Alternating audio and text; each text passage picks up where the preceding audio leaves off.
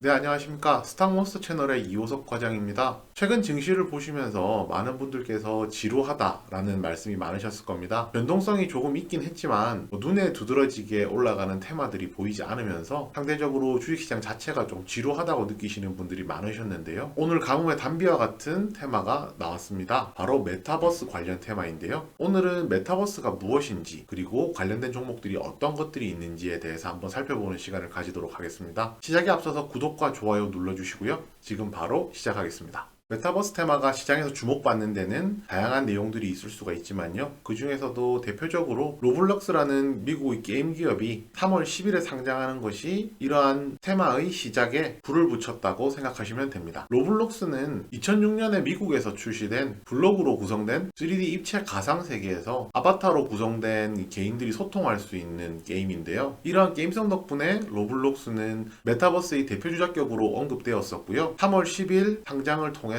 실질적으로 메타버스에 투자할 수 있는 길이 열리게 되면서 국내에 있는 메타버스 관련주들도 크게 관심을 받고 있습니다. 국내로 들어갔을 때는 이제 이런 기사가 있었습니다. 바로 메타버스 입학식인데요. SK텔레콤과 순천향대가 2021년도 신입생 입학식을 VR 공간에서 펼쳐지는 메타버스 캠퍼스에서 진행했다라는 기사입니다. 제가 이게 빨간 줄 꺼놨는데요. 메타버스 캠퍼스라는 것이 만들어졌다라고 합니다. 불과 2년 전만 하더라도 당연히 학교에 직접 가서 입학식에 참석하는 것이 당연했겠지만요. 현재 코로나19로 인해서 사회적 거리두기가 유지가 되고 있는 상황이잖아요. 그렇게 함으로써 이제는 가상의 학교 공간을 만들어서 그곳에서 입학식에 참여할 수 있는 그러한 시스템까지도 만들어졌다라고 생각하시면 됩니다. 네, 첫 번째로 메타버스가 무엇인지에 대해서 한번 살펴볼 텐데요. 메타라는 단어는 영어로는 초월이라는 뜻을 가지고 있고요. 보통 가상이라는 뜻으로 사용을 하고 있습니다. 유니버스는 우주, 경험 세계로 사용을 하고 있는데요. 여기서 보통 현실 세계를 유니버스라고 하기도 하거든요. 그래서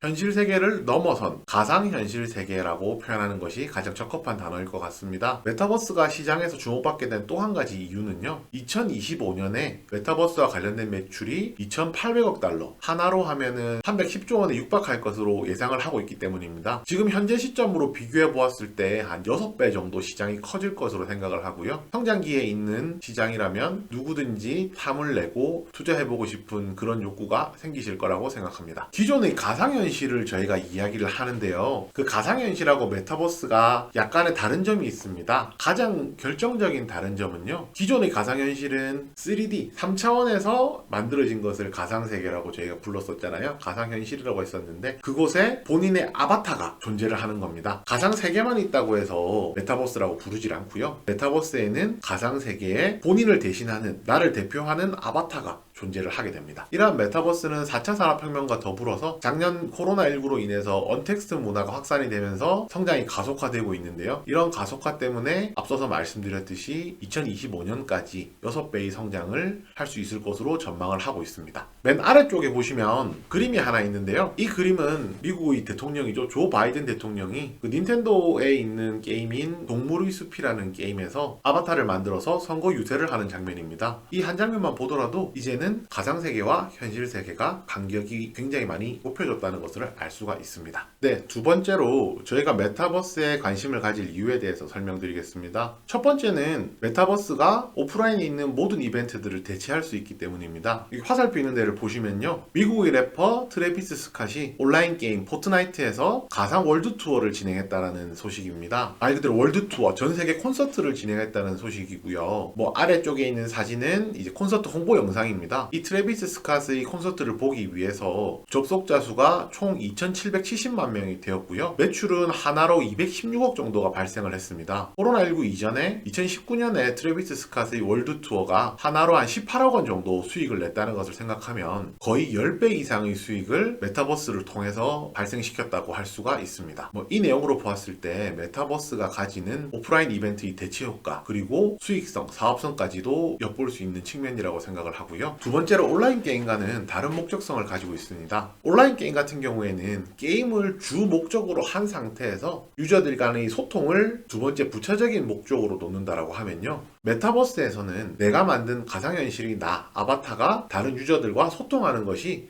가장 첫 번째 이유가 되고 있습니다. 오른쪽에 있는 그림을 보시면 되는데요. 오른쪽에 MZ세대는 밀레니얼 세대와 Z세대를 묶어서 부르는 말이거든요. MZ세대의 가상 놀이터, 거리두기 없는 메타버스로 가자라는 이야기가 있습니다. 여기 보시면은 기사에 간단하게 되어 있는데요. 개인 아바타를 만들어서 가상 공간에서 활동을 하고요. 대표적인 플랫폼이 네이버의 제페토와 포트나이트라는 것을 알 수가 있습니다. 아래 사진을 보시면 제페토에서 나온 이미지거든요. 보시면 뭐 MLB라든지 구찌와 콜라보를 해서 그 가상현실에서 아바타에게 이러한 뭐 명품이라든지 좋은 옷들을 입히는 것을 할 수가 있습니다. 저희가 실제로 보통 일상생활에서 저희가 명품이라든지 이런 옷을 입을 수도 있는데요. 그게 아니라 가상 공간에 있는 또 다른 나인 아바타에게도 옷들을 입힐 수 있다는 것. 그만큼 지금 메타버스라는 개념 자체가 지금 실제 현실하고 굉장히 많이 가까워져 있다는 것을 아실 수가 있습니다. 네, 세 번째로 메타버스 생태계를 위한 필수 조건들이 있습니다. 메타버스의 생태계를 구축하려면 총 5가지가 필요합니다. 5G, 클라우드, 데이터 센터, 그리고 AR과 VR, 콘텐츠 이 5개인데요. 이 5개가 적절하게 결합될 때만 이제 메타버스라는 것이 완성이 될 수가 있습니다. 그 중에서도 가장 중요한 것이 3가지인데요. 첫 번째가 AR과 VR입니다. AR이나 VR 같은 경우에는 메타버스 공간을 실감나게 즐길 수 있도록 하는 가장 필수적인 요소 중에 하나입니다. 대표적으로 현재 이 시장이 굉장히 커지고 있다는 것을 어디서 알 수가 있냐면요. 애플 같은 경우에는 아이폰 12 프로에서 AR을 지원하는 라이다 센서를 넣었고요. 또 VR 헤드셋 또한 출시가 예정이 되어 있는 상황입니다. 페이스북은 2014년에 VR 기기 제조업체인 오큘러스를 인수를 했는데요. 최근에 오큘러스 퀘스트 2를 출시하는 등 활발한 사업 확장을 진행하고 있습니다. 이것으로 알 수 있듯이 애플이나 페이스북과 같이 업계를 선도하는 기업들이 이 분야에 굉장히 관심이 많다는 것을 알 수가 있습니다. 두 번째는 클라우드인데요. 클라우드 서비스가 제공이 되어야지만 메타버스를 원활하게 활용할 수가 있습니다. 그리고 대표 주자는 마이크로소프트인데요. 마인크래프트를 통해서 메타버스 시장을 구현하고 있는 마이크로소프트가 메타버스 시장 또한 견인할 것으로 예상을 하고 있습니다. 마지막은 컨텐츠인데요. 컨텐츠가 가장 중요할 수도 있습니다. 메타버스 시장에서는 지속적으로 신규 컨텐츠들이 공급이 되어서 이용자들에게 새로운 경험을 주어야지만 이 시장이 지속해서 성장할 수 있는 여력이 되거든요. 그래서 컨텐츠를 제공하는 기업들이 굉장히 중요할 것으로 보이고요. 실제로 메타버스 서비스를 제공하는 기업들이 컨텐츠 확보를 위해서 굉장히 노력을 하고 있는 상황입니다. 앞서서 보셨던 트래비스 스캇의 콘서트라든지 네이버 제페토의 의류 컨텐츠라든지 이런 부분들이 시장에 계속 지속적으로 공급되고 있는 콘텐츠라고 생각하시면 될 것 같습니다. 마지막으로 메타버스 관련주들에 대해 정리해 드리겠습니다. 오늘 시세가 많이 나왔던 종목들 위주로 설명을 드릴 거고요. 그 외에 성장성 있는 기업들도 한 2-3가지 정도 설명을 드릴 예정입니다. 첫 번째로 선익 시스템인데요. 선익 시스템은 AR과 VR에 들어가는 필수 장비인 마이크로 OLED를 공급을 하고 있습니다. 앞서서 말씀드렸듯이 AR과 VR이 굉장히 중요하고 거기에 들어가는 필수 장비라면은 중요성이라는 건 더 이상 말할 필요도 없겠죠. 그것을 공급하고 있기 때문에 오늘 분명한 시세가 나왔습니다. 두 번째는 M게임인데요. M게임은 이제 메타버스 최대 업체인 유니티에 플랫폼 공급 계약을 맺었습니다. 그렇게 하면서 오늘